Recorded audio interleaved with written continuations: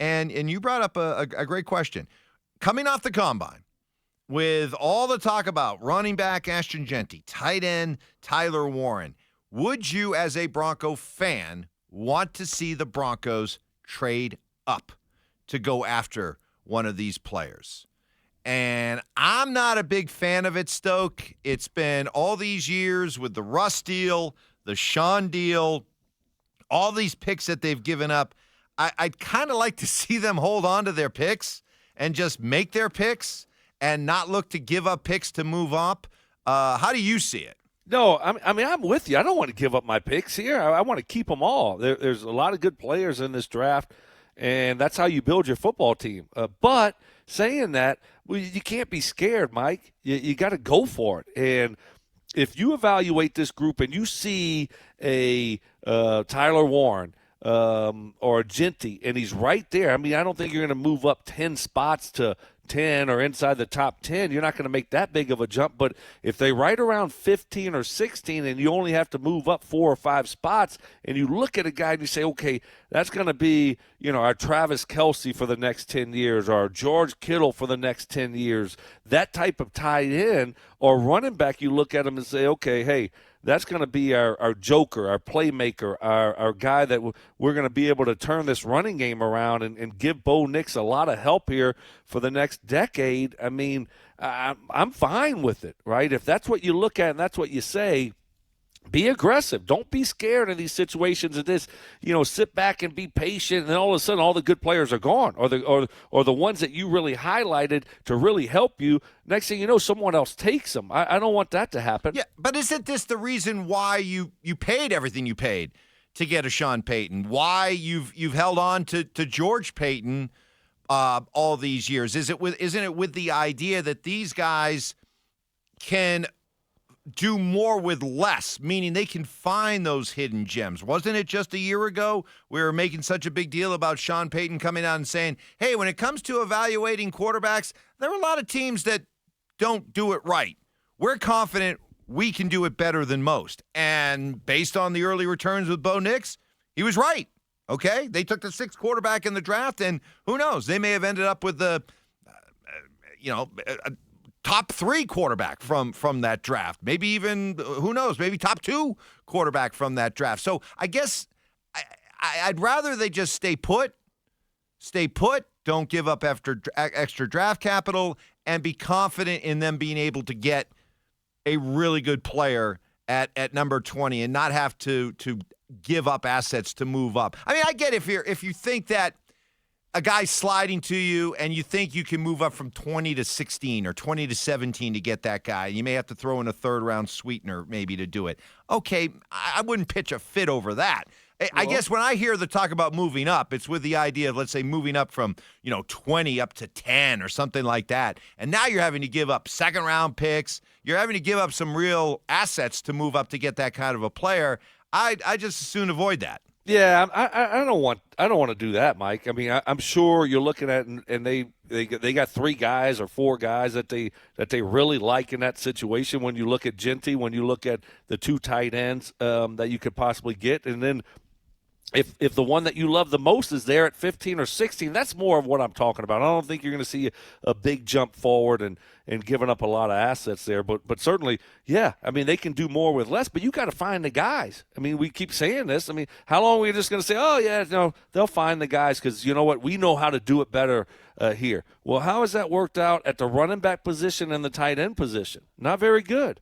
Yeah, but I just think that we fall into this trap of we put so much emphasis, because it's fun, we put so much emphasis on the first round of the draft. The first round. And we eventually know all the players, pretty much know all the players that are going to be first-round picks. And it seems like the conversation is 80, 90% driven around those players, that first round. And I think that what ends up happening is this first round, while being important, grows to levels that really it doesn't deserve, and that the round doesn't deserve, the players don't deserve, because there's this sense that, well, these are the guys. And then after that, there's this huge drop-off. after these guys. And that's just not the case. It's like if you don't get this player in the first round, you're not going to be able to get another good running back in the second round or another good tight end in the third round. There's nothing about the history. There's nothing about the roster makeup around the NFL that suggests that. But we get caught up in this trap this time of year of fixating on the first round and first-round players, and we start making these claims that, well, you got to move up to get this guy. No, you don't. There got to be plenty of good players. Oh, yeah, but you got to find them. You got to get them. And you're closer to the dartboard in the first round. You know that analogy, right? I mean, that's the hit rate. You're closer in the first round than you are in the third or fourth round. And you know, you look at you're trying to get Hall of Famers in the first round. You're trying to get Pat Surtains, Von Millers, you know, these types of players in the first round, and it's harder to do later in the draft. They're there. Oh, there's a lot of good players there, but you got to find them. You know, we tried to swing on a tight end, Greg Dulcich. When did we take him? The third round. We tried to swing on a running back in the second round, Javonte Williams. How has that worked out for us, Mike? We're still looking for one. So I'm just saying, hey, I don't want to move up a lot. But if he's sitting there and you highlighted him, Sean Payton, George Payton, they evaluate him. They look at this guy and they say, who? That's going to be our next Dallas Clark. Right there. That guy, and he's right there. And all we have to do is give up a third-round pick to move up 3 spots to go get him. Okay, we're going to do that. Let us welcome in and say good morning to Mark Schlereth. Good morning, Stink. Good morning. Is it snowing in Denver? Oh, my goodness. I knew it. Absolutely. Is it snowing in Denver right now? I'm looking. I mean, you know, one of the things, Ty is a stickler. Ty is big time. Like, whenever I come on, he won't let me on unless I'm on the, whatever the Zoom thing is, whatever the camera stuff is. And he's like, hey, got to get on before I turn your mic on. So he turns my mic on, and lo and behold, I see my lovable little Mikey over there. You know, I see him sitting there proudly, but then I look at the Stoke area. I got a little box for Stoke, and there's no Stoke. I don't know what's going on. It must be so let me just set it up for you here, okay? Mm-hmm. Yet another legendary chapter in the story of the Coward of Castle Rock. So yesterday afternoon around 2 o'clock, the forecast was not looking great for the Rock for this morning. It was a lot of talk about blowing snow, 50 to 60 mile per hour winds, a real blizzard-like conditions, okay? And it was at that point Stoke was texting me back and forth, what do you think I should do? I said, well, you know, listen, if it's going to be that bad, maybe you should, you know, plan on, you know, working from home, okay? But left unsaid is the idea that, you know, you can call an audible, Mark. You can wake up, poke your head out from underneath your covers, take a look outside and go, doesn't look too bad. I guess it wasn't that bad. I guess I'll go into work. But no, Stoke apparently, when he makes up his mind, Brandon Stokley, there's no changing it apparently, huh? That's right. So, Mark, this is what I've learned here is I'm not going to leave it open-ended on whether I'm going to go in or change my mind in the morning. I'm going to make the decision the night before, and that's going to be my decision. And so I can at least sleep good. I don't want to be tossing and turning all night and wake up and it's like, okay, yeah, I knew it. I wasn't going to go into work today. And you got to understand, too, we have a weather consultant that we go to, and I also do my own homework and my own research, and it was advised to not go into work today from our consultant. And so I took all that into consideration. I just called it last night. I told Mike, I said, hey, not going to happen tomorrow, Mike. And at the time, he was supportive, and all day he's been bashing me about it. And I did wake up, and I saw that it wasn't as bad as I thought it would be. And I just braced that for 4 hours I'm going to get ripped. Okay. Yeah. There we go. How bad is it? I mean, I'd like to know, like, on a scale of 0 to 10, like how bad, 0 being like no snow at all, 10 being absolute blizzard. Where are we sitting right now? Yeah, I would say, Mark, I don't even want to look outside anymore. But because it's just every time I'm like, that was a wrong call. Sometimes you throw a challenge flag, you know, if you're a head coach, because you get advice from the people upstairs, and it is a terrible challenge. But you got to make the call, and it's probably a 3, maybe not even a 3. No, it was maybe a half. A half. 0.5? 0.5. Is it 0.5? It was somewhere between 0 and 1. Wow. Ooh. Yeah. I don't know. The Rock's a 3. It's a 3. 0. Black ice. Black ice. It's So I'm there. driving in. I'm driving in see this it. morning. I'm driving in this morning, and actually, it was right before I left. I said to Stoke, this is 4:30 morning. Great. Other than wind, how's it looking there? And Stoke sends me a message. Not bad. I'm like, okay. I am expecting to see Stoke, and I roll in here and no Stoke. So. Yeah. So we're he's catching it from the Texters. The Texters have been on their game thus far. 6 a.m. Texters, 7 a.m. Texters have been awesome. So 8 a.m. Texters, the floor is yours. RamosLaw.com, text line 303-713-1043. Take your shots at Brandon Stokley. He is the piñata hanging from the ceiling right now. Take a good shot. It's all in fun. We're glad that he's here. We're glad that Stink is here. By the way, Stink, I have a plan for you that you're going to love in the wake of. Really? You got homework? Nope. You got homework for me? No homework. This is all about career advancement. This is all about career advancement for you. All right. I'm all in. I'm all ears. I saw the news that Jimmy Johnson announced his retirement from the Fox NFL studio show. Okay? Yeah. This is what Fox needs to do. Get Tom Brady out of the booth. He's not good. He's not good. Okay? Get him in the studio where actually in that format, I think he's pretty good. When we've played Tom Brady doing appearances on, let's say, Colin Cowherd or podcasts, he's really good. Really good. Yeah. But on games, he's not. Greg Olson is very good on games. He got bumped because of the arrival of Tommy. You got bumped because of the arrival of Tommy. Let's put Tommy in the studio, put Olson back up to the top team. You move up as well, and maybe you get to call a game outside the NFC South. How about it? No, I was just going to say, I think it's a great plan, but then who is going to be the grand poobah of all things NFC South if that happens? Like, where are we going to go from there? Because the people in the South, Mike, they like me. The guy, hey, if you're an Atlanta Falcons fan, all 7 of you, you like it when old Stink's on the program. Or if you're a Carolina fan, you can't wait to hear me wax poetic about your crappy quarterback. So, I think, hey, listen, it's a great plan, Mike. I think it's a great plan. I'm not going to hold my breath. No. I'm just not going to do it. No. But you do agree with me about Tom and Olson, right? You definitely agree with me about Tom. Come on. Yes. I'm in a position in my life right now. Going to comment on that, Mike? I cannot. I could try, Stoke. I could try. Or deny what you have to say. Tom Brady is the world's greatest American, and I'm sure whatever Fox is thinking is the correct thing. I tried. What can I say? I tried. Maybe I can't. Everyone considered him the coward of Castle Rock.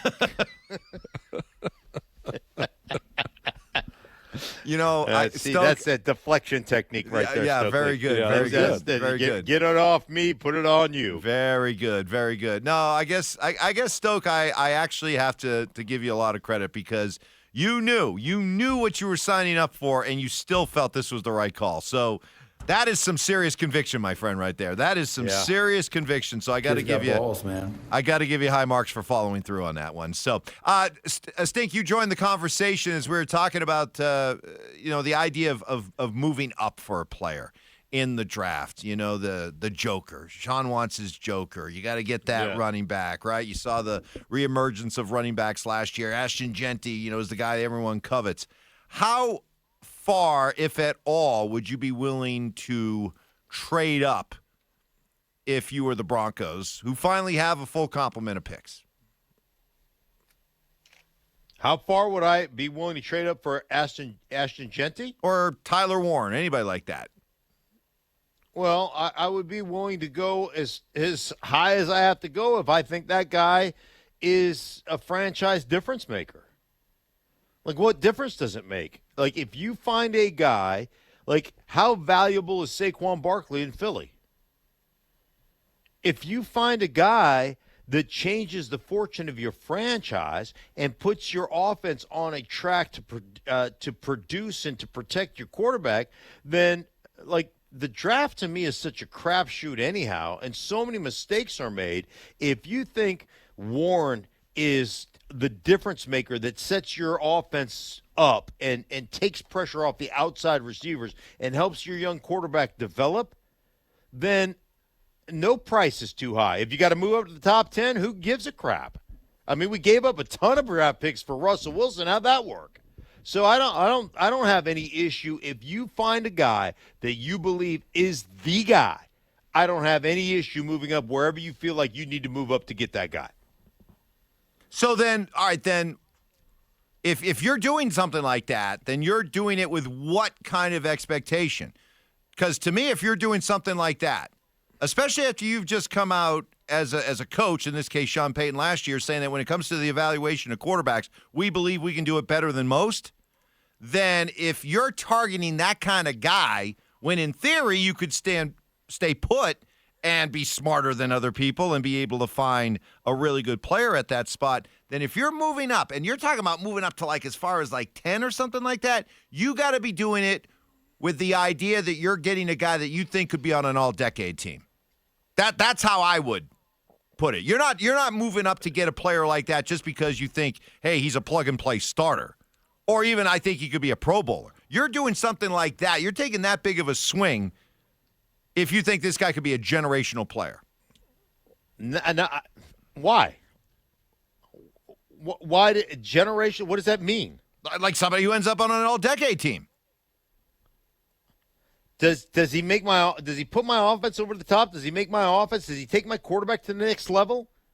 Whether he's on an all-decade team or not. Like, does it give me a better chance to win? Does it give me a better chance to compete in the playoffs? Does it give me a better chance to compete for a Super Bowl?